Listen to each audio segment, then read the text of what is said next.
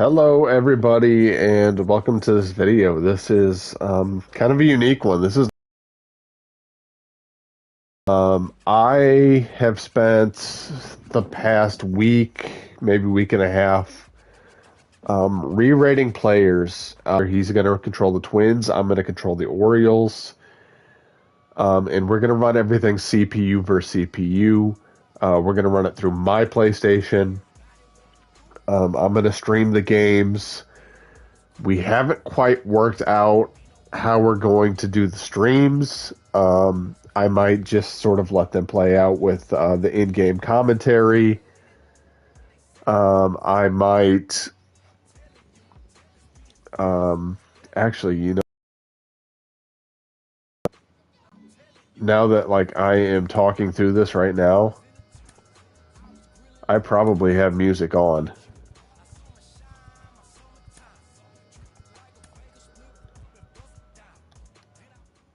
Yeah, okay.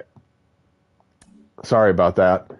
I don't know if you could even hear anything that I just said because of the music. Yeah, I've been working on rosters, and I jumped into this. I just took over like about a week ago the live rosters. Um, I expected this to be something that maybe I took 5 hours on, just going through and fixing anything that jumped out to me as like that looks off.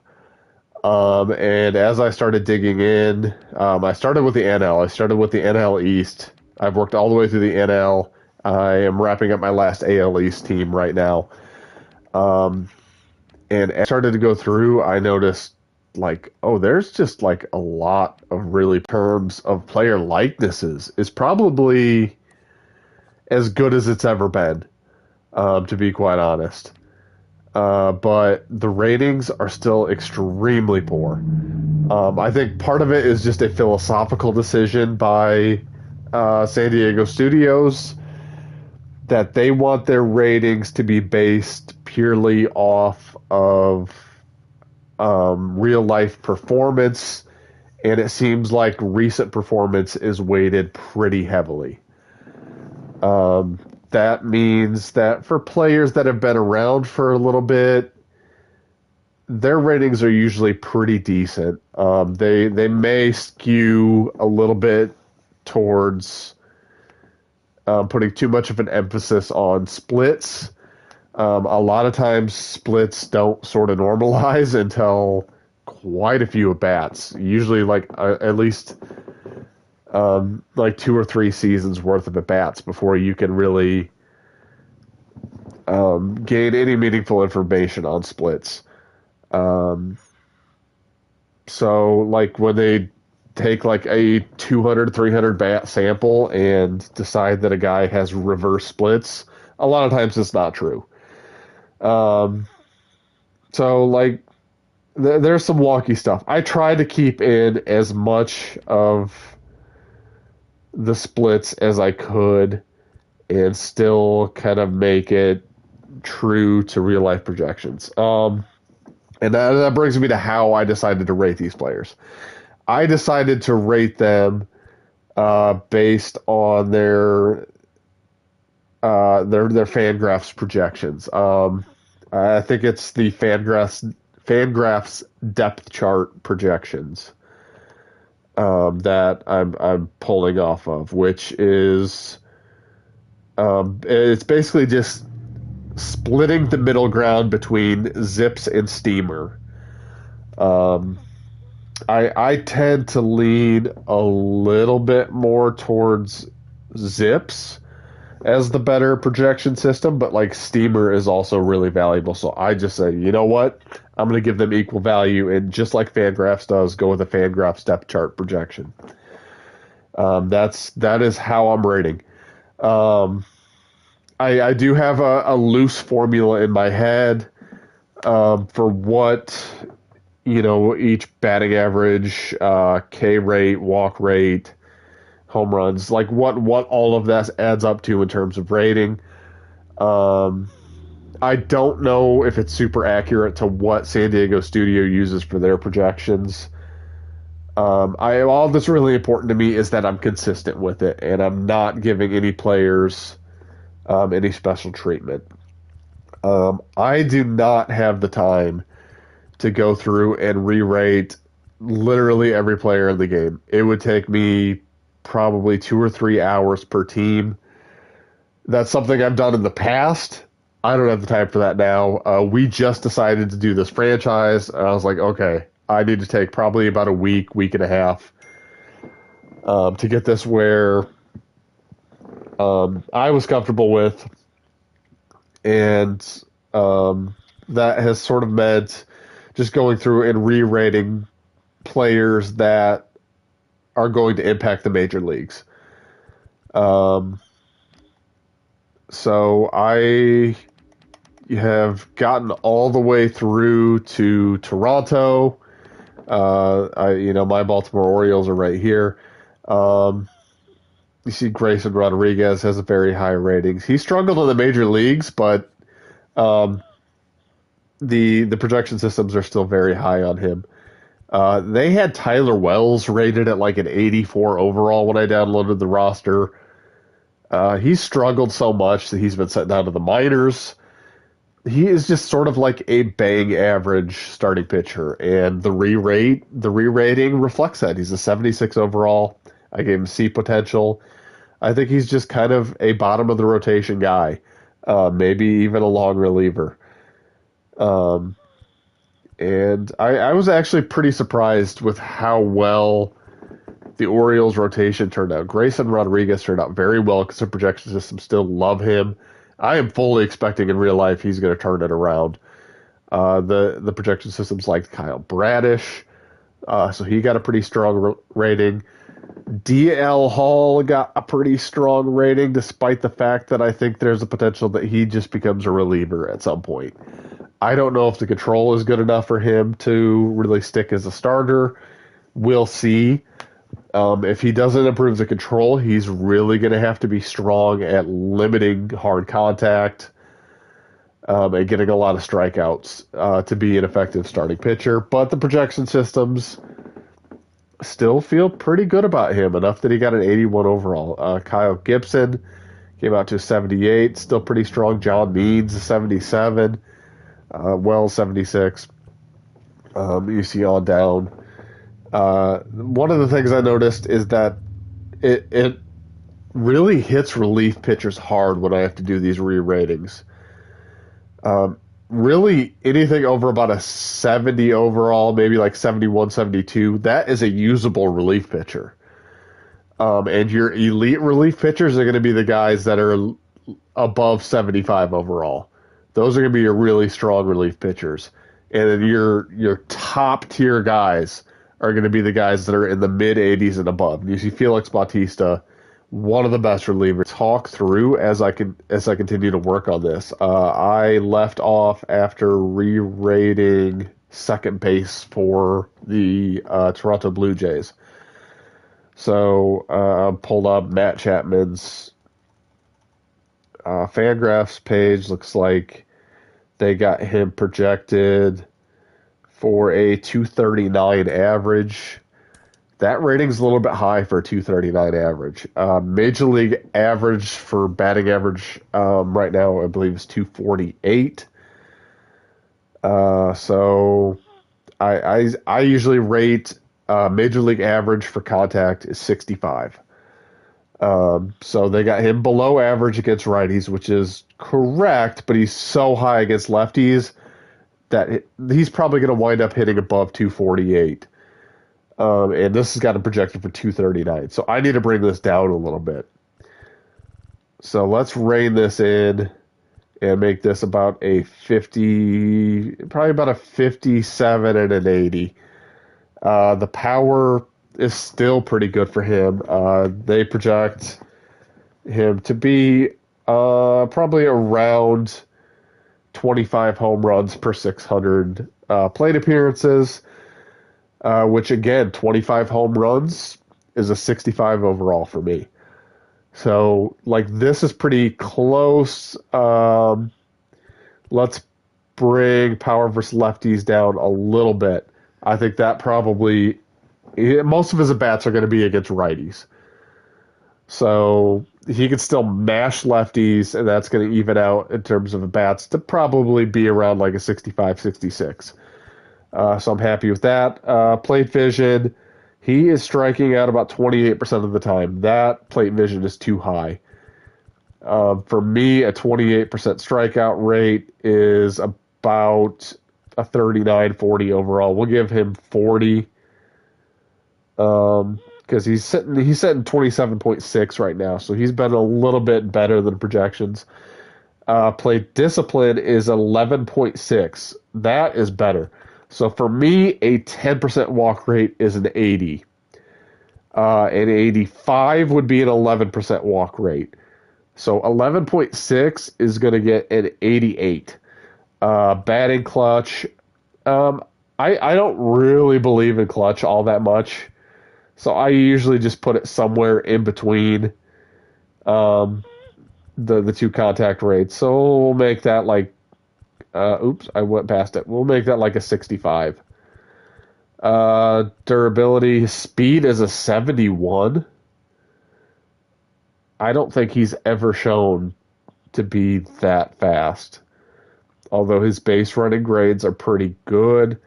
His scouting profile has him as a 40 rated speed. That is on the 2080 scale, so he's a little below average. So I'm going to bring this down to about a 61. Uh, Defense, he throws a little bit better than he fields, but he is an incredible defensive third baseman. It still is. So we're going to bump arm strength up a little bit, maybe bump fielding down a tiny bit, but he's still a well above average fielder. Does not steal bases, but does run aggressively. So that would make Matt Chapman about an 84 overall. I think that's about right. He's about a 4-win player. I mean, he's a borderline all-star. Tanner Morris not going to factor in. Rafael Lantigua also not going to factor in, but Miguel Geraldo is. He is not listed on the depth chart because he is a prospect probably not on the 40-man roster. There he is. Let me pull him up. Okay, so he looks to have a little bit better power than he does a hit tool. Average speed, a little bit below average defensively. In Double A so far this season, he is hitting 255 with 5 homers, 14 steals. So he's stealing bases despite having about average speed. But although he is projected as a 40 future value, which isn't great, and he's never hit above 255 in the minors. So maybe that's about right. Maybe that's about right. I'll bump it up a couple ticks because I think this guy's going to make the majors in some capacity. The steamer projection for him is 213. That's pretty low. I think 50-55 is about right. The power has not really arrived despite him having 55 projected future raw power. I am going to bump that to probably 48 and 50. It's mostly projection at this point. He's striking out a lot. He is not a 50 strikeout. So if he comes up to the majors, they're projecting him for a 30% strikeout rate, which is about a 32 in my book. He does not have great play discipline. Over his last probably 700 plate appearances in the minors, he's got about a 6, which for me is probably about a 45, and he's slightly below that. So we'll give him 44. Batting clutch, we'll make about a 51. Durability, he is stealing bases, but the speed is probably not that high. I'm going to bring him more towards average, which would be 65. We'll give him a 67. Um, they said he was a 30 fielder in 2022, but they projected him to be a major league average fielder. They've got him rated a little bit above that. We're going to bring it down a bit. He does steal bases, and that's what Miguel Geraldo is going to look like.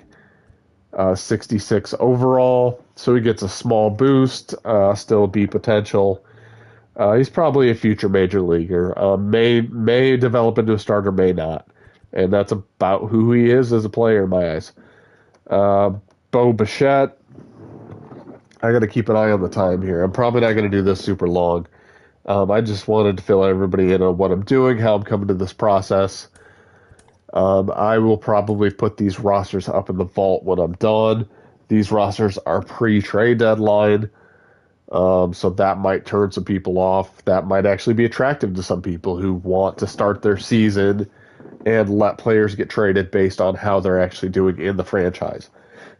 Bo Bichette, they got him projected to hit 294, which is super high. That is a super high projection. You don't see a lot of projections that high. But it makes sense. I mean, he's hitting 321 right now. He hit 290 last year, which was his lowest in his major league career. I mean, he's just a great contact hitter, and these ratings reflect that. They got him projected to be probably about a 24 home run guy, over 600 plate appearances. So the power is maybe a little bit high. So we're just going to rein that in a tiny bit. He's going to probably exceed 24 homers this year, but it's also going to be in more than 600 plate appearances. So I think that's about right. Plate vision, he's better than average, but not significantly. 65 would be average for about a 21% walk rate. He's projected for 19.6, so he's about a 70. Plate discipline, not great. Not great. Better than I think where they have him. They have that rating based on the 4.2% walk rate that he's put up this year. He's projected for about a 5.6, which would put him more towards about a 40. Batting clutch, super high. Durability, super high. Speed, his scouting report is average speed. I'm going to kick him up to a little bit below average. We're going to say probably about a 61 overall. He is about an average defensive shortstop. Good arm, not the greatest fielder. At least that's what the scouting report on him is. So we're gonna just keep this all around 65 overall, which would be average defense. Steals, they've got him at a 46. He's probably about maybe a 10 stolen base guy, so that's a little bit elevated. Let's get that down to about a 38. He is not a great base runner, so let's bring that down to probably under 50. And that's going to reflect in an 88 overall for Bo Bichette, which is slightly better than Chapman, but again, I think Bichette is a slightly better player. He's probably about a 4.5 to 5 win player. So that rating looks pretty good to me. Addison Barger, I have no idea who this is. If I don't bring these ratings down a little bit, he is probably going to slip into the majors at some point. So let's just lower these a tiny bit. Let's see. Orelvis Martinez is a significant player, so I am going to go ahead and check on these ratings for him. 45 future value projection. maybe projects more as a third baseman. Let's take a look at how he's doing in the minors. Oh, he's up to AAA now. Um, okay, so the power has been there for him. Uh, the the the hit tool is not. Although the strikeout rate isn't super high, so I'm a little bit confused at why the batting average is so low. They have him projected as a 40 on the 2080 scale for hit tool, and that's kind of reflected, although he's not striking out a ton. So there might be some room for growth there. Solely based on this guy's power, he's going to crack the majors at some point. So we're gonna probably bump this up to like a mid 80s potential. This guy is probably going to start somewhere someday. Maybe at shortstop, probably at third. Um, they got him projected. The Steamer projection is for a 206 average. I think that's fair. I don't see if he's if he's struggling to hit above 220 in Double A and Triple A, I don't see how he's going to improve that upon arriving in the majors. I think there's room for development there, but that's just not where he's at this point. The power is absolutely there. I think this is a guy that comes to the majors and probably hits 25 to 30 homers immediately. So let's reflect that. Probably a little better against lefties because he's a righty. Plate vision, like I said, he's striking out 20.5% in Double A and then 23% in Triple A. They've got him projected for 26.9% in the majors. Just not that bad. You can work with that. I think I'm going to give him about a 44 there. His walk rates in the minors have been ticking up pretty steadily. In Double A, he had a 14%. In Triple A, he had a 13.5. They've got him projected at an 8.1 when he gets to the majors, which is slightly below average. I would probably rate that about a 61 or a 62. But he is outperforming that in the minors, and I think he might even outperform that when he gets to the majors. But we'll see. We'll keep an eye on that. We'll leave it at where it is now. Batting clutch, we'll take it a little bit higher. Where batting clutch comes into play, for those of you that don't know, is when you have runners in scoring position, batting clutch replaces contact. So I don't want. I don't really believe that like the clutch gene is really a thing. Maybe to some degree, but it's kind of even hard to quantify. So I'm generally going to want that batting clutch rating to be pretty close to where contact ratings are, which is about a 49 or 50 for him. We'll leave it at 49. We'll bump up his durability. He's no major problems. It seems like he's a guy who should be able to get around 500 plate appearances. So we'll put that around an 80. The speed, he was graded in 2023 as having average speed, and it is probably going to regress to a little bit below average. Excuse me. That's kind of reflected in the fact that he does not steal bases. So let's actually bring that down to about a 63. He is projected to be about an average major league fielder. Right now, he's graded at like pretty significantly below average, which leads me to believe that he's probably going to have to move off of shortstop and probably going to find an eventual home at third base. So we're going to bring these defensive ratings down a bit. Does not steal bases. I don't know how aggressive he is on the base pass, but probably not super aggressive. So yeah, he's a 71 already. It's mostly because of that power. This is a guy that is probably going to crack into the major leagues next year, either at short, but more likely third base. I'm pretty happy with that rating for him. There's nobody else here that I think needs to be rated. I'm gonna go ahead and end this broadcast here. I'm gonna continue working on this. We're probably gonna look on getting this franchise set up and started either later this weekend, possibly into next week. But it's going to be something that there's pretty frequent uploads on. I have a lot more time in my life for CPU versus CPU simulations than I do actually playing the games. So I should be able to upload pretty steadily. Again, my cousin Nathan is going to be the Twins. I'm going to be the Orioles.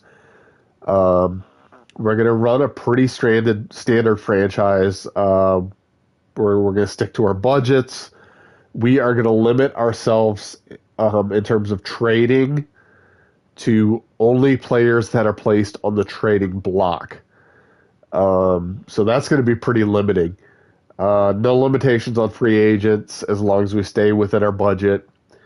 And we're going to try to build some World Series winners. But that's going to do it for this episode, and hope you tune in for our first episodes of this franchise. I hope you enjoyed seeing a little bit of the process of the roster re-rating, understand a little bit of my gripe with San Diego Studios, and how they do their rating system, and see how I do mine. Again, thanks for watching.